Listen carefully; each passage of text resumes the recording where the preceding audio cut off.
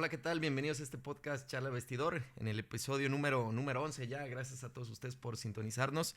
Hoy tenemos un invitado muy especial que personalmente es un amigo de la infancia. Néstor Vidrio, ¿cómo estás? Muy bien, Cheche, mucho gusto de estar en tu programa, pues, bueno, como tú dijiste, de la infancia jugamos juntos y la amistad ya sabes que se te aprecia, aquí estamos contigo. Muchísimas gracias por aceptar la invitación. Dije, a ver si no se me No, agranda, a ver si no, ¿cómo no... crees? Y No. no, vaya que sigue siendo Tú sabes que humilde. no, ya sabes que aquí con mucho gusto, me da mucho Muchísimas gusto gracias. verte. Teníamos mucho sin vernos. Duramos yo creo más de 12 años que no nos veíamos, prácticamente gran parte de tu carrera ahora a nivel profesional. ¿Quién es Néstor Vidrio? La verdad, una persona sencilla, me considero una persona tranquila, humilde. Mis papás me enseñaron unos valores muy importantes que los sigo obviamente porque me los enseñaron ellos y mm, siempre me ha caracterizado por ser alegre, ¿no? Llevarme bien con la mayoría de la gente, obviamente pues como todo te cruzas en el camino con gente que a lo mejor no le caes bien, pero siento que toda la gente me recuerda con cariño cada vez que nos vemos. Tienes una chispa muy especial, te lo digo porque me acuerdo que desde pequeños eras bromista, eras yo creo de los más carrillas del grupo, le ponías apodos a todo el mundo. Hoy Sí. al paso de los años, ¿sigue siendo igual? Sí, sigue siendo igual, la verdad no he perdido eso. Obviamente ya con los años, la madurez, bueno, empiezas a medirte, pero ya cuando lo tienes, pues bueno, prácticamente crecí con eso, me considero, te digo, una persona alegre y creo que eso es lo bonito. Tu romance con el fútbol, la primera vez que llega un balón de fútbol a tus pies, ¿cómo fue? ¿Cómo lo recuerdas ese momento? Desde que tengo uso de razón, me ha gustado el fútbol, la verdad, mis papás, yo no lo recuerdo, pero mis papás me decían que desde pequeño pateaba lo que estuviera en el piso. Y de hecho, pues todas las navidades pedía balones de fútbol, todo relacionado al fútbol. Yo desde que, no sé, 6 años que entré más o menos a las escuelitas de Atlas, desde ahí, bueno, fue mi amor al fútbol. Yo creo que me aferré tanto a ser futbolista que ha de haber dicho la vida, ándale pues, para que no estés jodiendo. Eres muy pasional, eres muy aferrado en lo que te propones. Ese niño de 4 o 5 años cuando pateaba lo que se encontraba en el camino, que lo lleva a las academias de Atlas allá en Guadalajara, y luego ingresas a Fuerzas Básicas a los 12, 13 años más o menos. ¿Recuerdas quién te llevó ahí? ¿Cómo fue esa invitación que tuviste al club? ¿Fue unas visorías o llegaste directamente allá a Fuerzas Básicas? No, fíjate que bueno, estábamos en Paradero, pero jugábamos ahí con un equipo de un tío mío.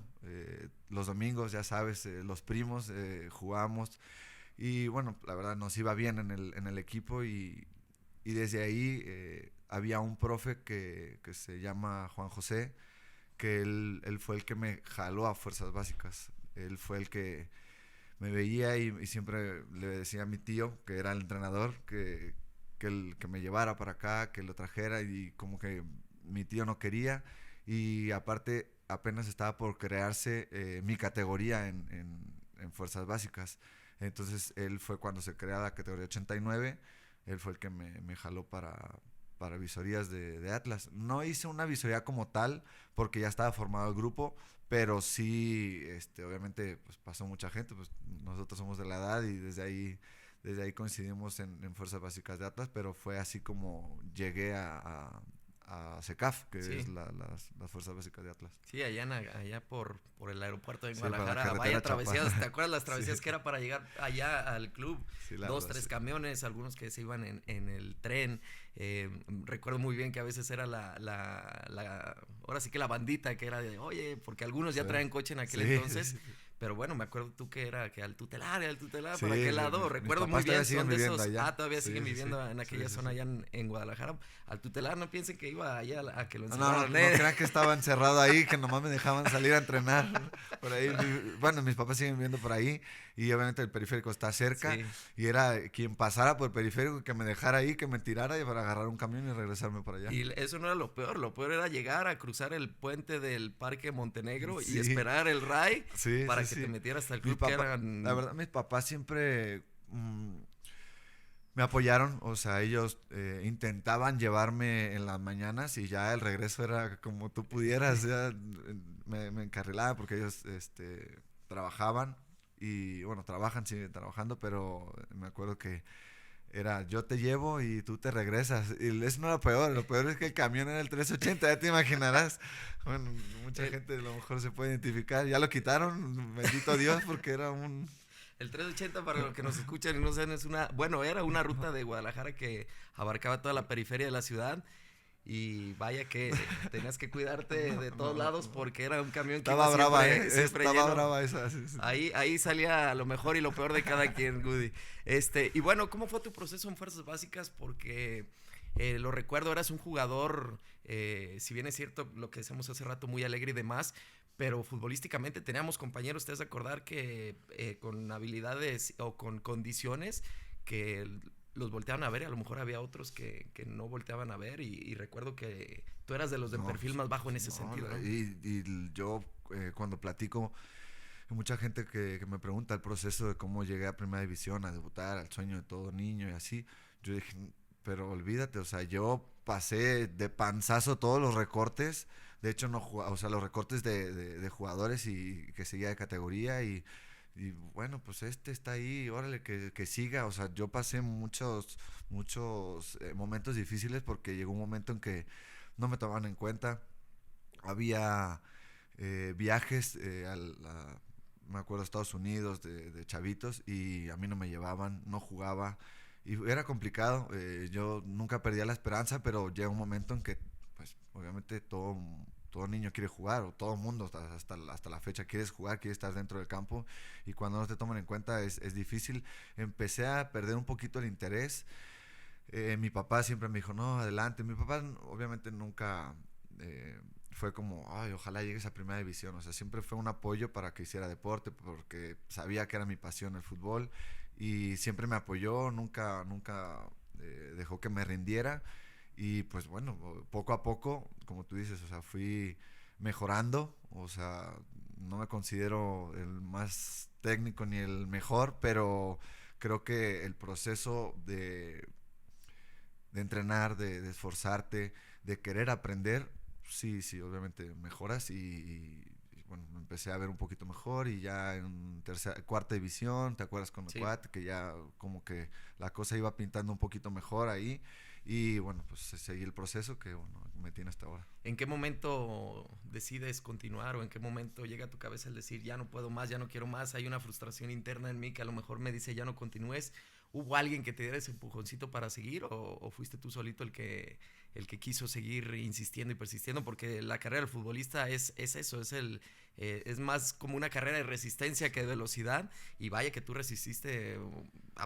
Aparte de esto que nos dices, te tocó vivir cosas Sí, más complicadas. complicadas. La verdad sí. Desde chico fue lo que te platicaba, un momento difícil de mi parte porque yo no quería, pero mis papás me apoyaron y no dejaron que dejara el fútbol porque, bueno, sí lo pensaba, porque se volvía también cansado, ¿no? Ir hasta allá, o sea, vives lejos, ir a entrenar es complicado, con la ida, con el regreso, con las idas a los partidos, o sea, nos tocaba salir a jugar a otros lados y ahí iban mis papás, pero no veían reflejado que su hijo jugara, entonces como que empiezas a no querer ya estar ahí, pero seguí, nunca, me considero que nunca me he rendido y tan así que bueno, después de una montaña rusa de mi carrera, pues hoy me encuentro muy contento y la verdad pleno en lo que estoy viviendo.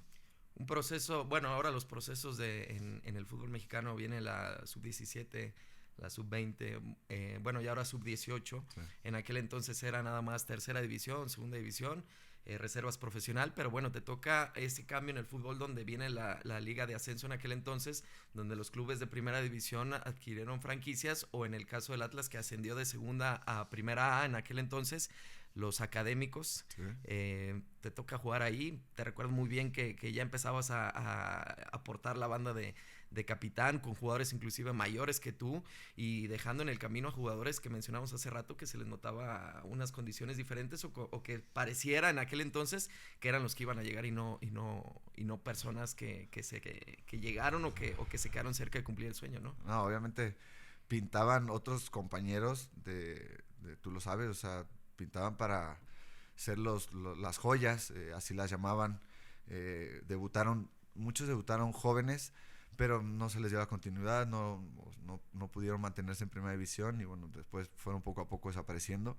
Y no, yo fui al revés, yo creo que fui de menos, pero de muy menos, te digo, de pasar prácticamente de panzazo a como tú comentas, o sea, yo era de los jóvenes y me tomaban en cuenta, jugaba, eh, tuve la oportunidad de ser capitán varios tiempo ahí en el ascenso, en primera A en ese entonces.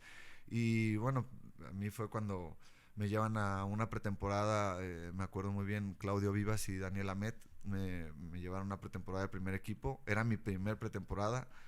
Fue justo en diciembre, más o menos como estas fechas de la preparación para el siguiente torneo. Empieza el torneo, a mí me mandan a la primera A con académicos a seguir, bueno, mi proceso, obviamente. Estuve un mes en académicos que fue enero y las cosas no iban muy bien en primer equipo y en febrero, órale, vas para adentro. O sea, fue muy rápido, o sea, fue mi primer pretemporada y prácticamente fue al mes y medio mi debut en primera división. Yo creo que ni te acuerdas de esto que te voy a decir. Me acuerdo antes en el Messenger, ¿te acuerdas que era ese canal de comunicación donde teníamos todos acceso y donde ahora sí que fue donde tenía ese contacto contigo en aquel entonces? Recuerdo muy bien que yo estaba leyendo el periódico y en la entonces Copa Libertadores, cuando el fútbol mexicano participaba ya, no recuerdo si iban a Bolivia, no recuerdo a qué país iban, sudamericano, y veo que estabas convocado. Recuerdo que te mandé un mensaje y tú ni enterado estabas y yo creo como al día siguiente o en ese transcurso recibiste la noticia de que ibas a hacer el viaje para allá. ¿Cómo lo viviste? Sí, fue un sueño porque yo había jugado todos los partidos pasados en primera A y recuerdo que estoy casi seguro que fue un domingo contra Toluca que el equipo perdió. En ese entonces estaba jugando unos extranjeros en la defensa y el miércoles se jugaba en La Paz. Sí fue en Bolivia, sí fue en Bolivia. Y nos fuimos desde el martes temprano, pero yo no sabía, te digo, o sea, yo había jugado el fin de semana ese en primera A. Yo me presentaba a entrenar toda la semana con primera división, pero se venía era el repechaje en ese entonces. Y me convocó el profe Brindisi, que fue el que me debutó en primera división. Y yo nunca me imaginé, o sea, obviamente te convocan, pues lo más seguro es que vayas a la banca. Él nunca dio una alineación o un entrenamiento previo porque era muy junto al partido del domingo al miércoles y aparte un viaje tan largo, claro. No tuvimos posibilidad de entrenar. A mí nunca me dijo nada. Justo cuando yo iba a entrar a la charla, que bueno, te citan a cierta hora, se me acerca y me dijo, vas a jugar, vas a iniciar. Y obviamente fue, ¿cómo? O sea, porque obviamente estás preparado para ese momento, pero pues, nunca me dio oportunidad como de entrenar o así. Y sí, dio la charla, estaba mi nombre y pues bueno, se me pasó por la cabeza todo lo que viví de niño, todo lo que luché por estar ahí y dije, esta es mi oportunidad, no la voy a desperdiciar. ¿Tu familia en México estaba enterada de lo mismo o si tú no estabas enterado de ellos no, tampoco? No sabían, o sea, obviamente supieron cuando les dije que viajaba, se emocionaron porque bueno, era mi primer convocatoria con el primer equipo, pero nunca supieron que iba a jugar hasta que cuando ya voy directo camino al estadio, les avisé y pues también obviamente una alegría inmensa y bueno, pues todos ahí viendo el partido que la verdad Bolivia pues obviamente es una altura impresionante. Yo me acuerdo que subíamos y ¿qué onda? ¿Vamos a jugar en las nubes o qué allá contra La Paz? Todos mis compañeros ahogados, yo tenía una adrenalina impresionante que yo ni la sentí. O sea, yo pude haber jugado 2 partidos en ese momento de de cómo mi mente y mi corazón estaban tan conectados para poder seguir, porque había Estabas sido lo cumpliendo que un sueño. había sido, claro, todo lo que había pasado para cumplir ese sueño. Ni cuenta me di de la altura. ¿Qué compañeros te arroparon en ese debut? ¿Quién recuerdas que fue tu sostén en ese momento o el jugador con el que te sentiste cobijado? Fíjate que el Negro Medina fue una persona clave. El Recodo también siempre estuvo ahí. Y lo padre de esto fue que tuve muchos compañeros en fuerzas básicas que llegamos a Primera División. Entonces ya los conocía como Guayala, el Pechu, el Macue, el Jerry Flores. Sí, un No, sinfín o sea, de había jugadores muchos, de esas sí. generaciones que llegaron. Ellos eran más grandes que yo, Sí, pero de todos modos tuve la posibilidad de jugar con ellos torneos en menores, pues yo soy más chico que ellos y ellos fueron las personas que me arroparon. O sea, yo me acuerdo de las palabras de todos, fue tú haz lo que sabes hacer, disfruta, no te presiones, la presión déjala a nosotros y tú haz lo que tengas que hacer. Y es más, ni me acuerdo del partido en sí, cómo se generó, solamente me acuerdo que corría de un lado a otro, o sea, intentando ayudar a mis compañeros que sí los veía ahogados. sí. Y bueno, llegas a México y te toca debutar contra el rival odiado deportivamente hablando, como te lo inculcaron en todo tu proceso de fuerzas básicas, contra las Chivas. Eh, Fue una señal de que hiciste bien las cosas en Bolivia, que llegas y te toca debutar en el Estadio Jalisco. Me imagino tu familia estaba ahí expectante de ahora lo que vimos en televisión, lo vamos a poder ver en persona. ¿Hubo diferencia en el debut en la liga con la Copa Libertadores? Sí, por supuesto. O sea, obviamente la Copa Libertadores, pues bueno, internacionalmente llama mucho. El equipo mexicano, o sea, nosotros habíamos ganado ese partido y habíamos pasado a la Libertadores porque era un repechaje. Entonces, obviamente en el club fue mucha alegría, pero se venía un partido que era el clásico tapatío y fue el sábado ahí en el Estadio Jalisco. Tampoco me imaginé que yo iba a jugar, o sea, fue, bueno, sí, a lo mejor en ese entonces mi compañero de posición pues lo habían guardado para el clásico, ¿no? Porque representa mucho para la ciudad. Y no, el profe igual, no me dijo nada en los partidos, en los entrenamientos previos, perdón, y llegó a la charla y otra vez vi mi nombre y fue espectacular, o sea, fue muy bonito. Sí lo recuerdo. Fíjate, tenía tiempo que no hablaba de eso y ahorita que tocas eso sí me remueve porque mis papás pues estaban ahí y fue bonito. Se acaba el partido, te esperan afuera en ese túnel del Estadio Jalisco, donde el zorro en aquel entonces era el que los llevaba y los traía. Sales, los abrazas, te felicitan, llegas a casa con ellos. Sí, ¿Cómo estuvo esa noche? fuimos a casa de mi abuelita, digo que paz descanse, ya no está con nosotros, pero toda mi familia estaba esperándome ahí y estuvo padre. ¿Qué regresarías si regresáramos a ese día que pudiera estar tu abuelita aquí presente, tus papás rodeándote? Hoy Néstor Vidrio con esa experiencia, con esos años, con ese recorrido ya en primera división, ¿qué les dirías, Néstor? No sé, o sea, gracias porque todos me apoyaron, todos estuvieron ahí siempre que lo necesité y fue bonito ver a toda la familia ahí. Esos sueños cumplidos, digo, yo comparto esta alegría que nos estás transmitiendo ahorita porque lo viví de cerca contigo durante muchos años. La vida y el mismo destino de cada quien hizo que tú y yo nos separáramos por cuestiones de trabajo o del mismo destino que teníamos cada quien. Y yo recuerdo muy bien que ese día yo estuve en el estadio y cuando te vi calentar, porque Sí, te sí. avisé por Messenger cuando leí la noticia, veo que debutas allá, debutas contra las Chivas, híjole, comparto esta alegría, Néstor, y al paso de los años el ver cómo has crecido, cómo has madurado, que no pierdes esa humildad, esa chispa, es muy satisfactorio, te lo digo personalmente aquí teniéndote enfrente. Me siento parte, digo, no me quiero colgar No, pero claro que del sí. logro que tú tuviste, pero sí me siento parte, así como tú lo lograste, de varios compañeros que lo hicieron. Y bueno, tienes unos años muy buenos en Atlas.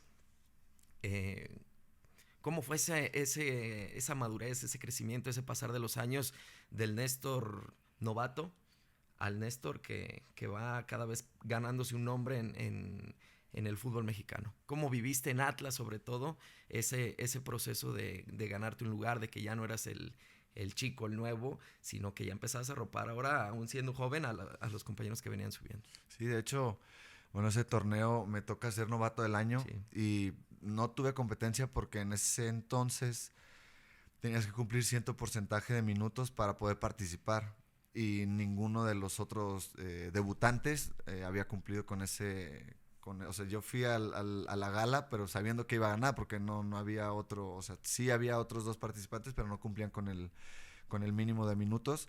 Y bueno, ya me convertí, gracias a Dios, en un titular indiscutible desde que debuté. Eso ha sido también una satisfacción para mí porque muchos compañeros o a la fecha no logran consolidarse tanto y a mí me tocó desde el primer partido estar ahí de titular. Entonces recuerdo que yo tenía 20 años, 21 años y me tocó ser capitán del equipo de Atlas y con mis compañeros siendo un referente, lo que tú platicabas, o sea, había personas más grandes en edad, pero la confianza me la habían depositado en mí, muchos entrenadores, la directiva, la verdad me quería mucho, tuve casi todos los minutos jugados desde que debuté y obviamente pues empezaron rumores, obviamente tuve oportunidad de ir a selección, siempre tuve un proceso de selecciones menores y bueno, fue como una satisfacción de haber hecho bien las cosas en tu club, que te llamaran a la selección y después, bueno, me toca salir de Atlas, pero era joven cuando yo me fui de Atlas y estuve 4 años en la institución. Ese cambio, ¿cómo lo manejaste? Porque económicamente hablando, me imagino hubo un beneficio mayor al que tenías en Atlas. Normalmente en el fútbol mexicano inicias con sueldos bases, por así decirlo, y conforme vas acumulando minutos, Sí, tu contrato va mejor. cambiando, va aumentando en número y demás. Cuando llega Pachuca a ti, me imagino tu vida cambia, da un giro total. ¿Cómo tener esa madurez para estar conscientes de ese cambio que se avecinaba y que no te encandilaras con los cambios tanto económicos como sociales como personales que estabas teniendo?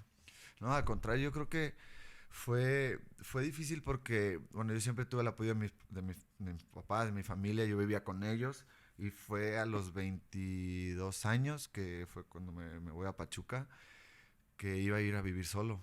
O sea, fue difícil desprenderme de mi familia porque muchos eh, compañeros que bueno, son de otro lado y van a otros equipos, a otras ciudades, se van desde jóvenes y como que medio se acostumbran a eso. Pero yo no, yo había estado con ellos, habían vivido mi proceso y a los 22 años me toca partir y sí fue complicado. O sea, al principio sí sufrí, vivía solo. Mi mamá iba más seguido que mi papá porque bueno, mi papá tenía que trabajar y mi mamá podía ir un poquito más de tiempo y después me acompañaba un tío para no sentirme solo, porque si llegas a una ciudad completamente solo, no conoces a nadie. Sí. Yo no conocía a nadie en Pachuca, solo la persona que había llegado conmigo, que en ese entonces era el Zuli Ledesma Sí, de Chivas, que compañero. venía de Ajá. Chivas, ¿no? Entonces fue como conexión con él, pero sí fue un momento difícil.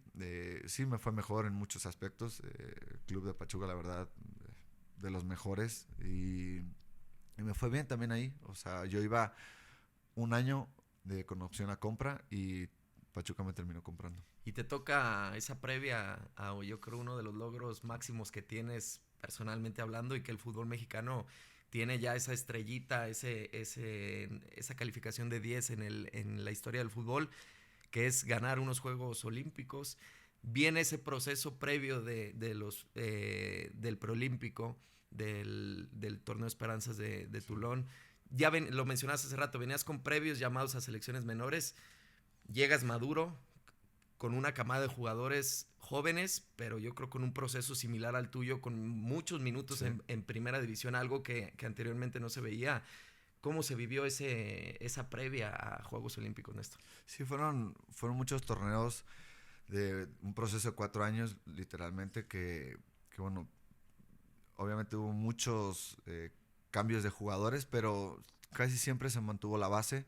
Todos eran titulares de estos equipos y eso ayudó mucho. O sea, eso ayudó mucho a lo conseguido, porque Toulon lo ganamos y no se ha vuelto a ganar. Obviamente, pues bueno, las Olimpiadas igual, esa medalla de oro. El preolímpico se ganó también. Juegos Panamericanos también se ganó. O sea, fue una camada que ganó prácticamente todo.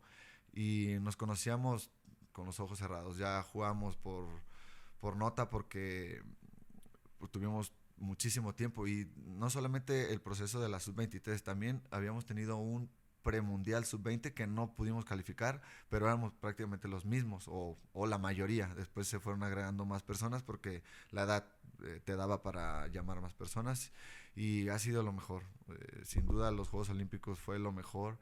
El estar escuchando el himno nacional en las Olimpiadas también me volvió a pasar por mi mente esos 3, 5 minutos que pasó, no lo recuerdo, de la premiación, del himno y todo eso, pero fue eh, todo lo que se me vino a la mente desde niño hasta estar parado ahí en ese momento, ¿no?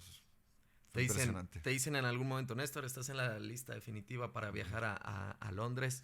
¿Magnificabas o eras consciente de lo que significaba el estar presente en unos Juegos Olímpicos o nada más lo que veas en televisión en tus ratos libres o eras consciente de hacia dónde ibas? No, la verdad que no, nunca me imaginé cómo se iba a vivir unas Olimpiadas. Estuvo muy, el profe Tena bueno, a mí y a todos los que íbamos a estar convocados, nos habló como un mes antes de la concentración.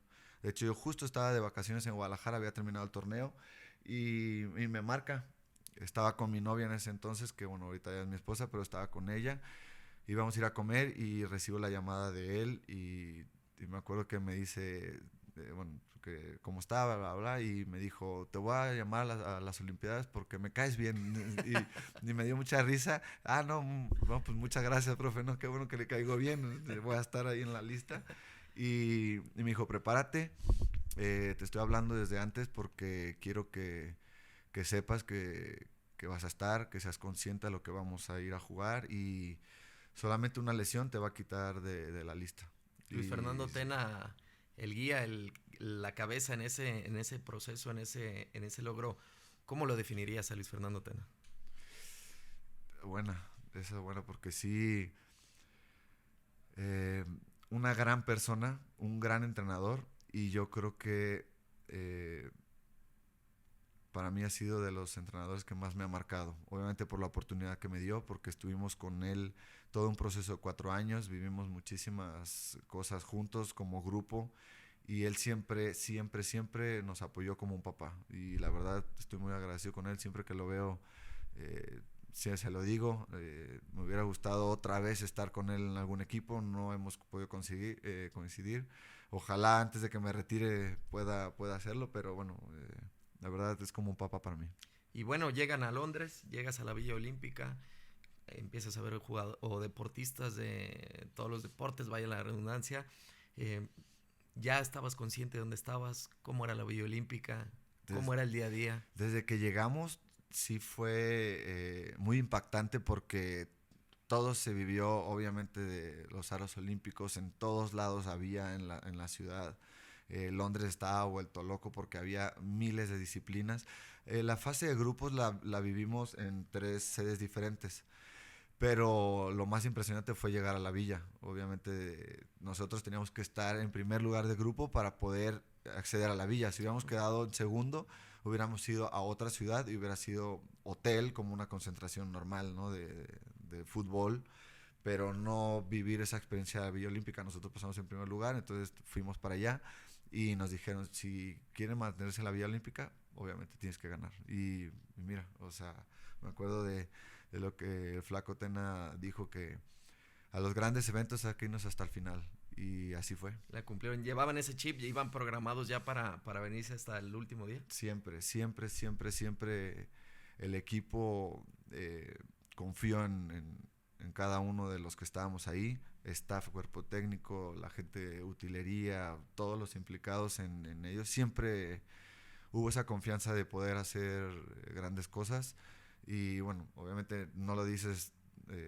fuera porque de por sí la prensa es brava, pero dentro de nosotros, en el interior, siempre hubo la confianza de hacer las cosas bien. Corea, Gabón, Suiza, parte del grupo de la selección mexicana. El vestidor, ¿cómo era cuando la fase de grupos termina y les toca clasificar a la siguiente ronda contra un equipo como lo era, o un selectivo como lo era Senegal? Equipos complicados, equipos por tradición o por historia fuertes, corriosos, que no sean por vencidos. ¿Cómo era el vestidor en ese momento? Era muy unido, era muy unido. De hecho, yo cuando platico esto, yo creo que el 100% del éxito de esa selección fue la unión de grupo. Y hoy me queda claro que en el proceso de mi carrera, siempre cuando mejor me fue o nos fue, porque somos un grupo, siempre fue cuando el grupo se sentía así unido. Y yo creo que eso fue la clave de todo, cómo nos cerramos entre nosotros, confiamos en nosotros y bueno, la verdad fue complicado el primer partido contra Corea 0-0, un empate que todos... Es fácil decir que Corea, que por qué no les ganas a los coreanos, súper difícil. Después Gabón, bueno, tuvimos la posibilidad de ganar, contra Suiza igual, y nos encontramos contra Senegal, el partido más difícil, aunque íbamos ganando 2-0, nos empatan, el partido se va a tiempos extras, pero de verdad, o sea, yo creo que si, no sé, si no da el silbatazo final de los 90 minutos, nos dan la vuelta al marcador. Viene el tiempo extra y bueno, salimos conectados y le dimos la vuelta a 4-2. Y viene un asiático más y decías que los Sí, coreanos Japón. eran complicados, los japoneses ni se diga, ¿no? Tuvimos un partido de preparación con ellos ya previo a las Olimpiadas y nos ganaron. O sea, y si él dices, otra vez estos, o sea, ese era el partido obviamente de medalla, ¿no? Sí, Porque lo ganabas, asegurabas asegurabas. una. Entonces, pues para nosotros fue wow, ¿no? O sea, gracias a Dios se nos apareció nuestro hermoso Oribe, que bueno, ese torneo estuvo espectacular y cuando da el silbatazo final fue como un alivio, pero porque todos ya sabían el rival que íbamos a tener, que era Brasil, bueno, yo no tenía redes sociales, Sí, lo lo que hablábamos estamos hace rato. platicando, pero me acuerdo que todos decían, bueno, ya tenemos la plata, aunque sea, y ya hicimos historia y todo eso. Madres, nosotros queremos la oro. Y ya estamos aquí, ¿por qué no? Y bueno, ya después viene el documental ese de De Oro, oro. que así se llama, que nunca supimos nosotros que nos estaban grabando en el vestidor y tal cual, desde la Villa Olímpica que hubo la charla, porque hubo 2 charlas en la Villa Olímpica y después en el estadio. Y el profe Tena siempre nos dijo lo mismo, o sea, podemos hacer historia y estamos aquí para hacerlo. Venían encabezados por los llamados refuerzos, que eran los jugadores mayores en esa selección. Chuy Corona, era Carlos Salcido, y el tercero, Oribe. y Oribe Peralta. Cambiaron el ambiente en el vestidor, Sí, sí, todo sí. el proceso preolímpico. Llegan, los hacen entrar en cintura. ¿Cómo se impusieron ellos o cómo pusieron ellos ese granito de arena? ¿O qué rescatarías de estas tres personas? Y los menciono a ellos porque fueron los refuerzos, porque vaya generación que tuvieron, si nos vamos a No, nombres, pues, una generación. Y curiosamente venían acompañándose desde todos los procesos de fuerzas básicas y ya con minutos en primera. Pero qué rescatarías de estos tres jugadores que llegaron a esa fase final de Juegos Olímpicos? yo creo que la clave fue que siempre ellos estuvieron ahí como mayores, pero dieron el ejemplo. De ejemplo desde el profesionalismo, en los entrenamientos se mataban, pero no sabes de qué manera, y te contagia. Obviamente, sabes que tus refuerzos o los grandes que Salcido había jugado en Europa, venía de Copas del Mundo, Chuy igual, bueno, Oribe tenía un momento importante en su club en ese entonces y ellos no tenían a lo mejor por qué esforzarse más que uno, que era el joven, ¿no? Y al contrario, fue siempre contagiarnos por el positivo de estar concentrados, de poner el ejemplo y yo creo que eso fue la clave de que todos acompañamos a la gente en ese entonces de experiencia y la importante para nosotros. Claro, y se acaba el partido contra Japón, donde salen victoriosos. Decías hace rato que en el vestidor era el ambiente como felicidad, ya con medalla segura. No se iban a dar por bien servidos con la medalla de plata, que si bien es cierto, pues aún así era un logro muy importante. ¿Qué hablabas tú en el vestidor? eras de los que escuchaba, eras líder como siempre te has caracterizado. ¿Cómo era Néstor Vidrio en esos momentos en el vestidor después de que se acaba el partido con Japón y saben que están a un paso de conseguir la gloria olímpica? No, fíjate que hasta eso siempre todos respetamos a los tres mayores, que siempre eran los que más hablaban, los que siempre decían las palabras puntuales cuando las cosas no iban tan bien.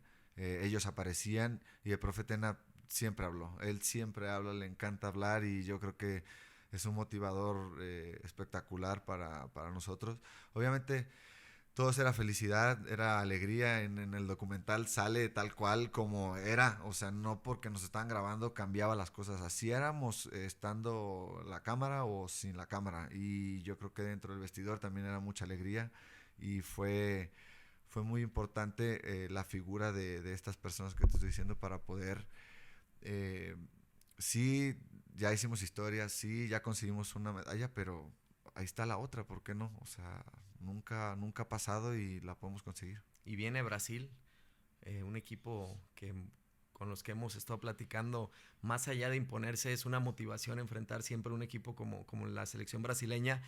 Venía jugando con ustedes Giovanni Dos Santos, que previamente en 2017 había jugado, 2015-2017, Sí. cuando jugaron el Mundial del Sub-17 con aquella generación también dorada, donde tuvimos varios compañeros y algunos coincidían de nuevo ahí. Y Gio, ¿qué les decía? ¿Que ya los enfrenté a esto, si se puede? ¿O cuál era el mensaje? Aparte, Gio era el único jugador que jugaba en Europa en ese entonces obviamente era el de más jerarquía, o sea, sin quitar a los lados mayores, todos seguíamos a él, o sea, tenía en ese entonces, creo que estaba en el Tottenham, si no mal recuerdo, y había pasado de Barcelona a Tottenham, imagínate lo que es, ¿no? Obviamente queríamos que nos dijera él, se perdió ese partido él por lesión, de hecho, Sí. el de Brasil, pero se le veían las ganas que quería estar ahí, que quería jugarlo, o sea, y dio unas palabras, de hecho, y sí dijo, yo no puedo estar, pero yo sé que ustedes lo van a hacer de la mejor manera y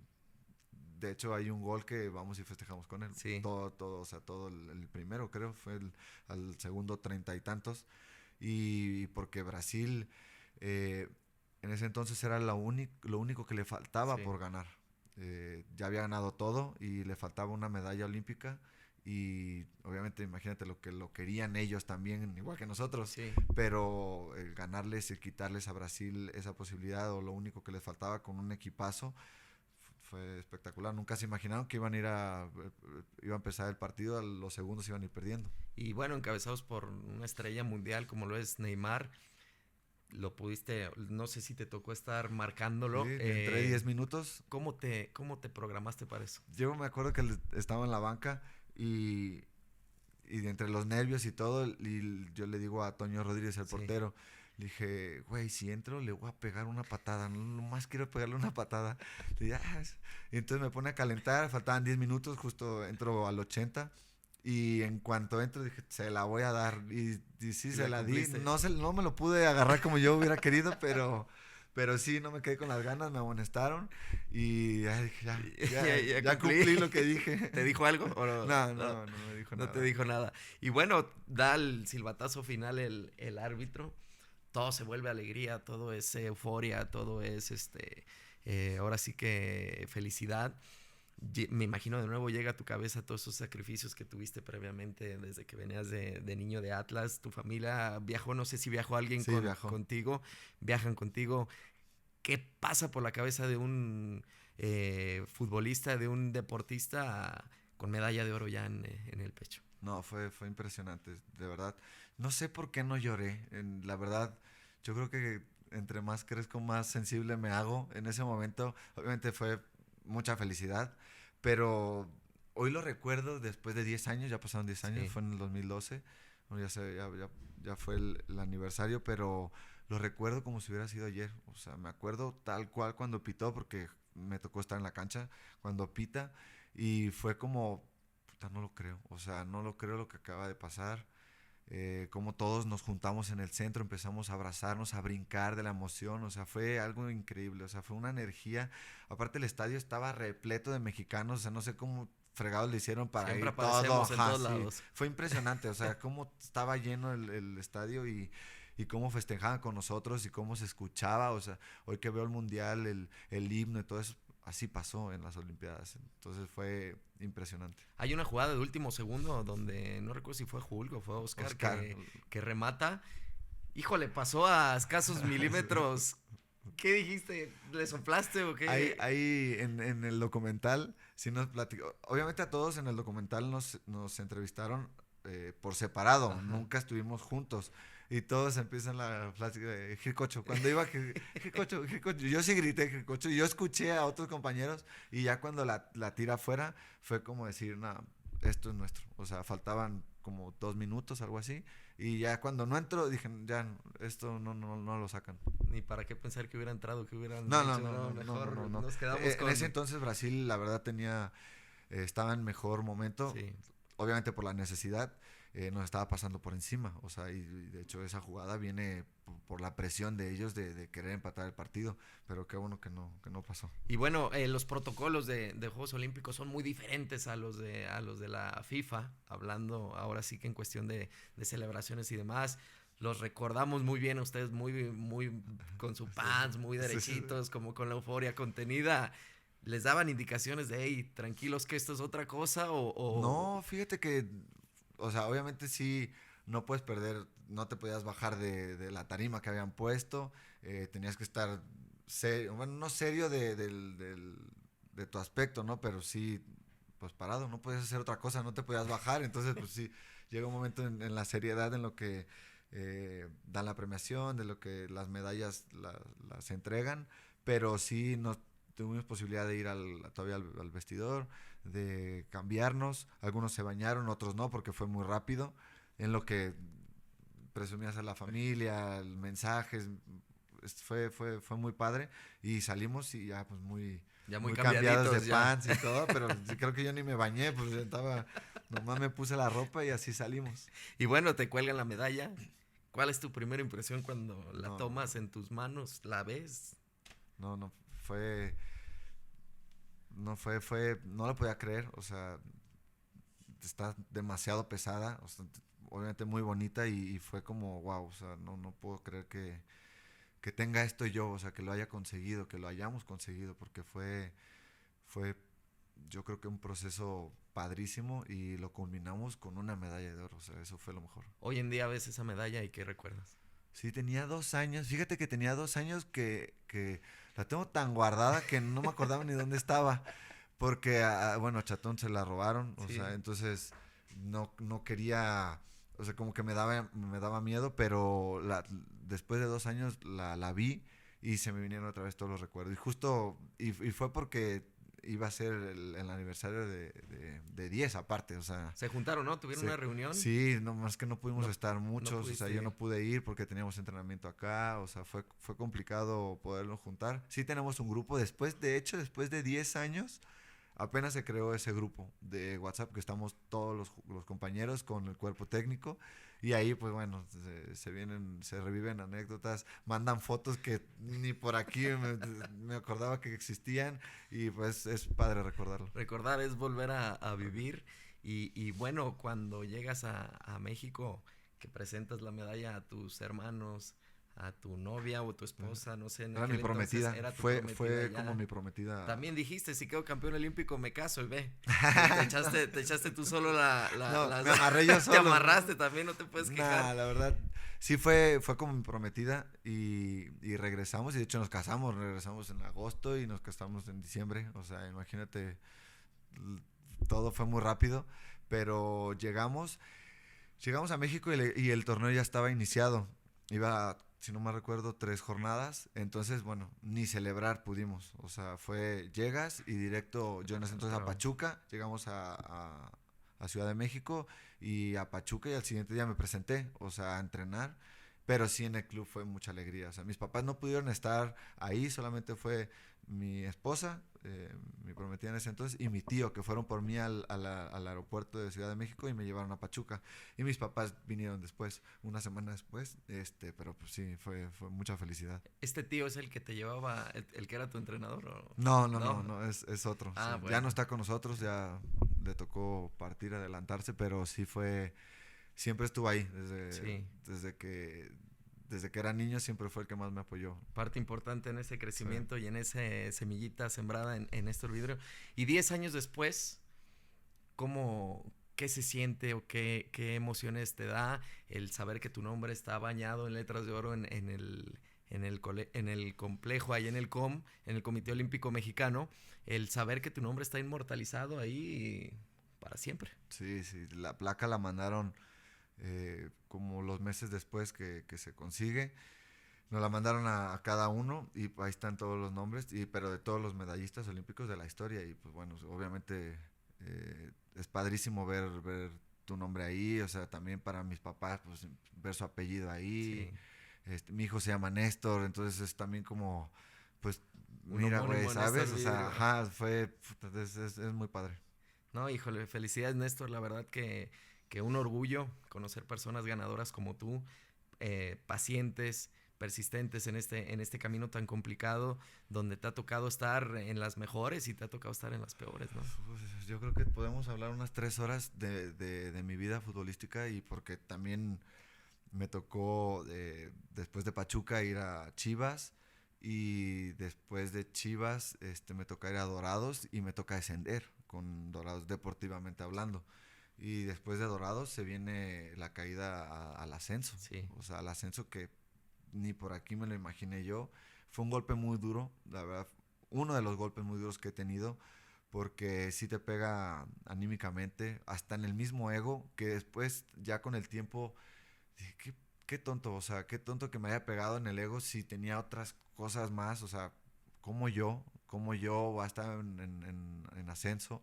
Fueron momentos complicados, de hecho fui a Juárez, que en ese momento estaba en el ascenso, y no me fue bien. Yo creo que anímicamente ni psicológicamente estaba bien, no me fue bien, y después tuve 6 meses y me fui a Hermosillo, a Cimarrones, Cimarrones. y, y fue como agarrarlo de última, o sea, me iba a quedar sin equipo antes, después de Juárez. De hecho, estuve 6 meses en Cimarrones y me quedo sin equipo. O sea, todo iba para abajo. Sí. O sea, desde primera división, ascenso, después agarrar un equipo ya casi, De o sea, rebote. ajá, así de pues, lo último. Y después quedarme sin equipo fue un duro golpe. Ahí sí fue cuando me cayó el 20 de qué está pasando. O sea, qué me está pasando. Reflexioné mucho. Obviamente, mucha gente me pregunta, ¿y por qué? No lo sé. Capaz que dejé de hacer algo, capaz que sí. También influyeron muchas cosas. En ese momento existía el draft. En un día te tenías que arreglar, era muy complicado. O sea, el tema de los extranjeros en ese entonces habían subido como a 15, no me acuerdo cuántos eran. Entonces hubo muchas circunstancias que me llevaron a eso. Se Claro. juntó todo a quedarme sin equipo de primera división y después sin equipo literal. Y bueno, pues yo veía el fútbol desde mi casa en la tele y me daba un coraje inmenso de decir, ¿por qué no estoy ahí? O sea, Claro. se me hace increíble que no esté ahí. Yo dije, si no agarro equipo, me retiro. Y bueno, llegó Leones Negros, me dio la oportunidad. O sea, con todo respeto, obviamente yo quería estar en primera división, pero me dio la oportunidad de regresar a lo que más me gusta hacer. Y como que un momento sí dije, se me prendió esa llama de decir, bueno, ¿por qué no tengo que regresar a primera división? Tengo que entregar todo aquí para que me vean, porque es complicado, en ascenso no te ven. Sí. Hay muy pocos... Reflectores. sí, la verdad sí, no tiene la difusión que tiene primera división. Los mismos directivos no les importa, tienen a gente para que según vea el ascenso y a esa gente tampoco les importa, entonces dije, tengo que hacer algo para que me volteen a ver. Y me cerraron muchas puertas, mucha gente me cerró muchas puertas que conocía en el tiempo que había estado en primera división y que te volteaban la cara y no te recibían un mensaje, una llamada. Y fue duro, pero bueno, gracias a Dios llegó Puebla y me dio la oportunidad de regresar a primera división. Y dije, de aquí no me vuelvo a ir. Y bueno, Y hasta ahorita. de ahí ahora ya en Mazatlán, Sí. a tus 33 años, siendo un jugador maduro, referente, el capitán del equipo, un líder nato desde que estabas joven. ¿Qué viene para ti, Néstor? ¿Cómo No, te pues yo, ves en tu retiro? sí, ya pues, obviamente se acerca, ¿no? Es normal, todo jugador va para allá. Yo ahorita me siento muy bien, físicamente, emocionalmente. Después de todo lo que pasé, creo que fueron unas lecciones de vida impresionantes. Yo creo que todo lo que pasé ha hecho que hoy sea quien soy. En lo personal, en lo familiar, con mis amigos, en el fútbol, hasta el mismo fútbol, en tu manera de pensar. Yo creo que todos los golpes duros que tuve me hicieron la persona que soy y bueno, la verdad no los cambiaría. Sí fue difícil, pero no los cambiaría porque hoy me siento pleno y obviamente quiero seguir en Primera División, quiero seguir en Mazatlán, estoy muy contento aquí, ya va para mis 2 años en el club y, y he estado año y medio de capitán. Si Caballero me sigue dando la confianza, bueno, van a ser 2 años de ser capitán, que nunca lo había hecho, más que en Atlas, que fue 6 meses nomás, o no, un año que estuve capitán, pero en ese entonces pues era joven y me querían vender, ¿no? Sí. O sea, me pusieron de capitán para venderme, en ese entonces pues era de lo que se mantenía Atlas, sí. Y hoy es diferente, hoy sí, la institución me ve de otra manera y es lo que yo estoy agradecido con ellos. Muy bien, pues Néstor, voy a hacerte mención de algunas palabras y me las respondes con la primero que se te venga a la mente de una manera muy, muy breve. Comienzo con la primera, Atlas. No, los llevo en el corazón. Woody. Mi apodo. Londres. Lo mejor. Un ídolo. Rafa Márquez. ¿Tu música favorita? Tengo varias, pero me gusta la banda. ¿Director técnico? Brindisi. ¿Un compañero? Ya voy a raspar a varios, pues, pero yo creo que el Negro Medina. ¿Una concentración? En la Villa Olímpica. ¿Pretemporada? Ya, a estas alturas me pesan más. ¿Familia? De mis papás. Néstor, si ahorita, estando aquí en esta habitación, ya para cerrar este podcast, entrara tu tío, el que fue tu entrenador, esa persona que hoy en día ya no está contigo, que fue tu motor, que fue tu primer guía en este tema, el que te enseñó las bases, el que te enseñó aquellos principios del fútbol. Si lo tuvieras aquí a un lado, ¿qué le dirías, Néstor? No, que muchas gracias porque todos esos regaños que me daba sirvieron de algo. Yo era muy terco. Hasta la fecha tengo un carácter fuerte y de chiquito más. O sea, ya con el paso del tiempo obviamente vas madurando y lo vas entendiendo, vas equilibrando todo. Pero esos regaños, esas exigencias que me daba, hoy me tiene aquí. Y gracias simplemente. Viene con el niño necio, el niño terco, el niño berrinchudo, lo trae de la mano, Néstor Vidrio, pequeñito. Yo creo que no se va, sí está ahí, ya te digo, lo vas controlando más, pero eso no se quita. ¿Y qué le dirías al mini Néstor? Que hoy cumplí el sueño que tuvo desde niño. ¿Te hace falta algo, Néstor? Nada, ya me siento tranquilo. Pues muchísimas gracias, Néstor. ¿Algo para cerrar? ¿Algún consejo para los chavos que nos están escuchando, que sueñan con ser como Néstor Vidrio? Sí, bueno, que nunca se den por vencidos. Yo creo que me ha tocado vivir compañeros que llegan más los que nunca se rinden que la calidad. Eso me queda claro porque yo soy un claro ejemplo de eso. Néstor, agradecerte el tiempo. Sabemos que en estas pretemporadas pues lo que quieres es el descanso, pero agradecerte este espacio que nos estás brindando a nosotros.